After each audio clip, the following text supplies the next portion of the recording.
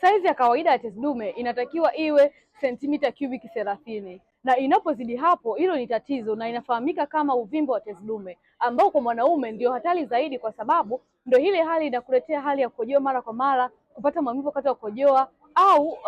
mkojo kuwa unakatakata wakati wa kujisaidia. Unawezaje kujua kama tezi dume lako